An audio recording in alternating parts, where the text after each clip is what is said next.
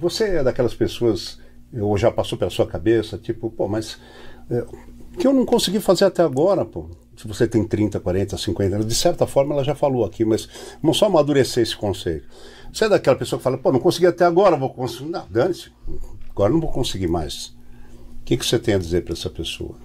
Eu preciso dizer para ela que ela precisa parar, respirar, e que ela precisa principalmente se perguntar o que eu quero viver e que escolhas que eu estou fazendo para viver. Porque assim, quando você fala, nada acontece comigo, é uma mentira. Quando você diz assim, eu não realizei tudo o que eu queria, também é uma mentira. Porque aí agora nós vamos olhar para um outro ângulo da história. Que você escolheu fazer também, né? Sim, mas também tem um outro ângulo. As pessoas não têm o hábito de parar para falar, peraí, deixa eu ver o que eu quis no passado e o que eu já realizei no presente. Então, também tem um pouco a ver do reconhecimento. Também tem um pouco a ver do processo de eu entender as etapas que eu já vivi e aonde eu cheguei, né? Então, por exemplo, o que eu já vivi? Eu queria... Então, lá na minha adolescência, eu queria me formar. Você se formou? Então, vamos lá. Vamos reconhecer. Tenha um contentamento. Eu não disse que não é para se contentar. Eu disse que é contentamento por ter realizado um objetivo que eu queria. Eu disse para parar aí? Não. Então, o que eu vejo? Eu vejo as pessoas muito em busca de algo que elas não têm total clareza do que é essa busca, e a gente poderia até trazer um sentimento do vazio. Então, que vazio é esse? Que mesmo eu realizando, ganhando dinheiro, tendo estabilidade, eu ainda fico com a sensação que está faltando algo. E aí, vamos lá. Essas pessoas que falam, parece que nada acontece comigo. Então, eu vou dar uma sugestão. Para, respire e pensa. O emprego que eu vivo hoje, foi eu que escolhi ou eu fui escolhido? Eu tô casado com a pessoa que eu escolhi? Eu estou dando a educação para os meus filhos que eu gostaria de estar dando? E aí, mais do que isso, o que mais eu já sonhei no passado e que eu pus na gaveta? Porque eu justifico para minha mente que a rotina tá me comendo. Quando, na verdade, não é sobre rotina e não é sobre tempo. Eu não tô pondo prioridades na minha própria vida. Não tô dando prioridades para aquilo que eu realmente desejo. Entende? Sim, então, assim, então vamos lá, vamos pensar. Eu tô aqui, sei lá, 45 anos e quero fazer uma viagem internacional. Pô, mas o dólar tá alto. Ok, mas calma, você não vai fazer a viagem amanhã ou depois de amanhã. Mas para onde você... Aí vamos fazer o roteiro? Para onde você quer ir? O que você quer fazer? O que você quer conhecer? Para que você quer fazer essa viagem, né? Ou, eu quero fazer um intercâmbio. Legal. Vocês sabiam, né, que tem intercâmbio de férias, né, nos Estados Unidos e várias regiões? Vocês sabiam que tem pessoas que ajudam e que às vezes tem lugares que é 100% gratuito? Você tem que fazer um processinho, tem que fazer... Mas você consegue. De novo, nós estamos falando da permissão. Então, tudo eu coloco um cifrão, né? Tudo, eu falo que meus bonequinhos são maravilhosos, né? Tudo é um cifrão. Será que tudo é um cifrão ou tudo é uma falta de escolha? Então, o que eu tô escolhendo? E eu tô pondo dinheiro na frente, eu tô pondo a impossibilidade, eu tô pondo o sentimento de fraqueza, talvez, né? De impotência, quando na verdade tem muita gente potente, né? Então, o que a gente precisa? Entender o que tá acontecendo. Agora, tem mais uma coisa que eu quero falar aqui. Tem muita gente adulta culpando pai e mãe até hoje por aquilo que não realizou. Gente, assim, ó, opinião profissional minha. Pai e mãe interferem na sua vida até os 18. No mais tardar 20. Dali pra frente, o que acontece com você é responsabilidade sua. Vai buscar uma terapia, vai buscar, sei lá, uma mentoria, uma ajuda. Vai buscar sua própria força, né? Na antroposofia, ele diz o seguinte, que dos 7 aos 14, você vive na energia da mãe. Do 0 aos 7, você vive na energia da mãe. Dos 7 aos 14, você vive na energia do pai. Ambos os sexos, isso? Ambos os sexos. Okay. Independe de menino ou menina. É a idade que conta. Então, do 0 aos 7, mãe. Então, gestação, parto, tudo, enfim. Então, até os 7 anos, tudo que a mãe oferece. O que a mãe tem que oferecer para uma criança? ela vai dizer assim, olha filho, venha pro mundo que ele é possível. A mãe é o primeiro objeto de amor ou de desamor, dependendo do que se vive com uma mãe, mas ela é a função de dizer, vá pro mundo, eu vou te mostrar o mundo como ele é.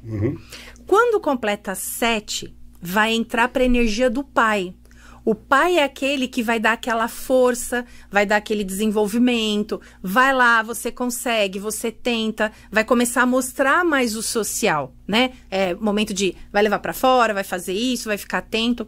Quando se faz 14, cada adolescente, ele vai optar quem ele vai colocar nesse lugar, que não é mais o pai e a mãe.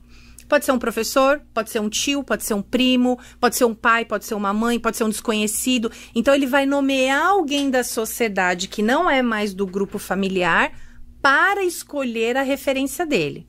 O que vai acontecer? Nesse meio tempo, ele também vai se desenvolver com os outros grupos.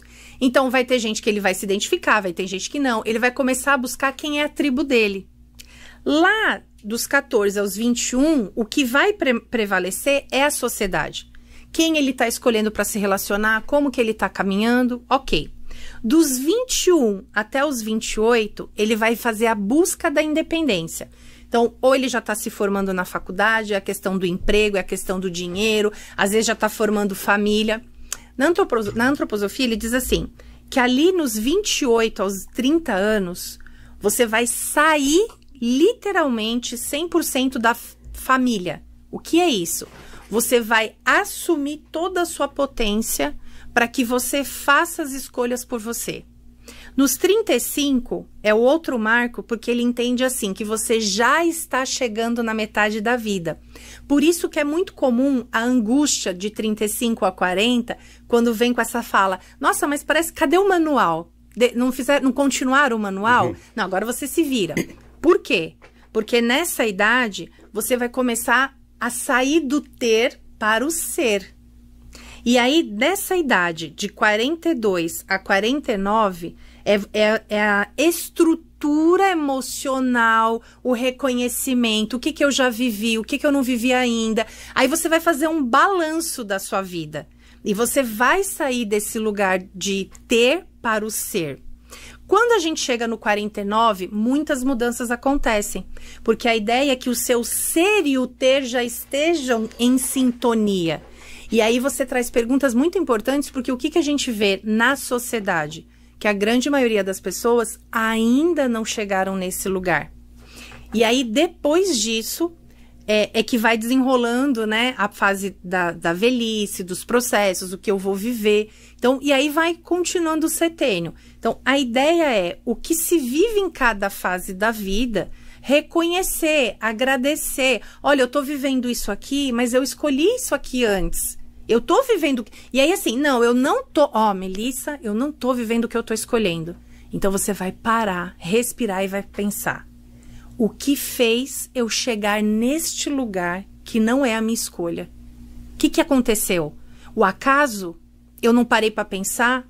Às vezes, gente, um não que você deixou de dar rouba a cena da sua vida.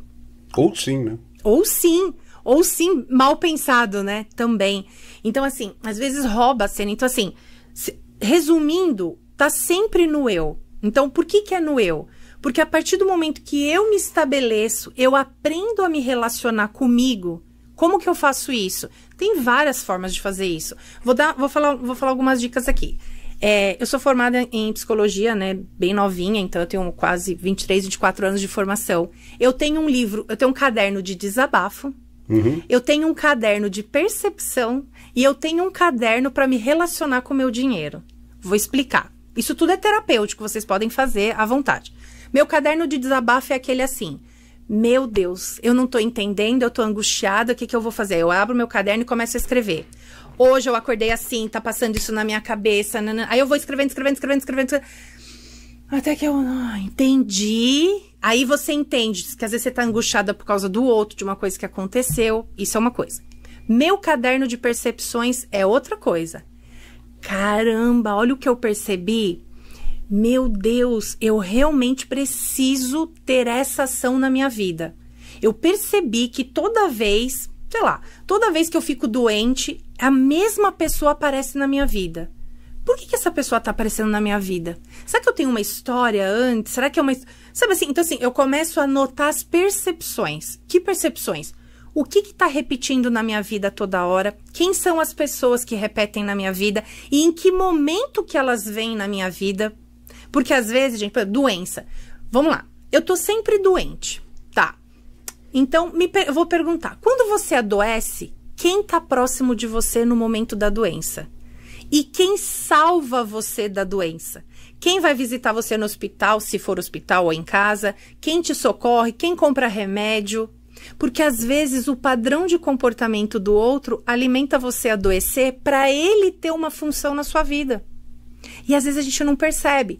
Então, o meu caderno de percepções é sobre isso. Eu anoto as percepções. Falo, nossa, que interessante, olha isso daqui, isso daqui. Ou então, assim, aquela pessoa que fazia muito tempo que não falava comigo. Aí, de repente, ela aparece. Falo, ué, tá voltando aqui por quê? Vamos ver. Tá, aí eu anoto. Aí ela some de novo, aí eu percebo o que eu estava vivendo quando ela veio e o que eu estou vivendo agora que ela voltou. Porque às vezes é um comportamento meu que chama ela para vir para mim. Lembra aquela, né, lei da atração, a questão da intuição? Então, às vezes são essas percepções que eu anoto. Ou, por exemplo, percebi que eu preciso tomar uma decisão importante. Vou comprar minha casa? Ok, então vamos lá, vamos comprar casa. Só que eu percebi que eu tenho que diminuir o cartão de crédito. Eu percebi que eu vou ter que dizer não para os meus filhos. Mas não é que você vai chegar lá e vai falar assim, não vou fazer nada para você, filhos. Não, você vai fazer uma elaboração. Eu estou pensando em comprar uma casa. Participe eles com você. Então, assim, ó, nós vamos ter que reduzir isso. Não tirar tudo. Não, você não vai falar, não vamos comprar mais brinquedo. Não, senão você cria outro trauma. Mas fazer de uma outra forma.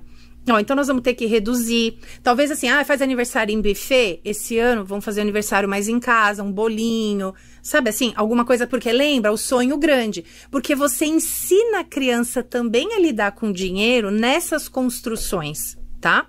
Então, por exemplo, aí eu decidi que eu tenho que tomar essas decisões. Então, essas percepções vai me ajudar a ter um comportamento para realizar o meu sonho grande. Entende? Entendi. Então, são percepções desse tipo. E às vezes são percepções bobas que eu não percebo, mas aí de tanto que eu anotei elas, vem uma grande percepção, tá? E o caderno do dinheiro é o seguinte, vou abrir aqui para vocês, né? Ai, ser humano, gente, a gente pode estudar o que for, mas continua sendo ser humano, né? Estamos no planeta Terra, não tem jeito. Aí teve um dia que eu fui no mercado e gastei um valor meio razoável no mercado. Aí eu parei no farol e falei, gente, mas por que eu gastei? Aí fiquei brigando com o valor que eu deixei no mercado. Aí do nada eu venho assim, que engraçado, eu tava disposta a comprar uma TV à vista ontem, que eu posso comprar, sei lá, 5 vezes no mercado que eu gastei agora. E essa foi a chamada, isso já faz um tempo, tá? E essa foi a chamada de atenção minha, das minhas percepções. Lembra que eu tenho meu caderno? Aí eu falei, ué, que pensamento é esse? Aí eu cheguei em casa, eu tenho cadernos lá já abertos para isso, peguei e colei a notinha na folha e comecei a escrever tudo que eu pensei, que eu senti, que tava pesado gastar aquele valor, por que que tava, mas como que podia, se no dia seguinte eu ia comprar uma TV à vista. Olha que absurdo. E eu escrevendo. Aí eu comecei... Toda vez que eu ia no mercado, feira, açougue, enfim, eu sempre anotava o que eu estava sentindo na compra. Adivinha o que aconteceu? Eu diminuí a compra, eu comprei mais inteligente, eu estruturei melhor as coisas em casa, na alimentação, e eu descobri que eu estava repetindo o padrão do meu pai e da minha mãe. E eu não tinha percebido. Porque o que eles falavam, né, lá? Olha, a gente vai comprar hoje, mas ó, tem que aguentar até o mês que vem. Entendeu? E como que eu tava indo no mercado ali, daqui talvez 7 dias eu ia de novo. Então, por exemplo, isso é uma percepção que eu só me dei conta porque eu comecei a ter o meu caderno do dinheiro, de como eu tô me relacionando com o dinheiro. Então, às vezes, porque as pessoas podem falar assim, né, Padinha? Mas eu não tenho dinheiro pra terapia, pra mentoria, essas coisas são muito caras. Tá, então tô dando aqui uma dica. Comece a fazer anotação. Na minha adolescência, e talvez na adolescência de um monte de gente, o que a gente fazia? Agenda, diário. Aquilo é super terapêutico. Porque você escreve, você comunica, você vai trazendo clareza para você. Entende? Entendi.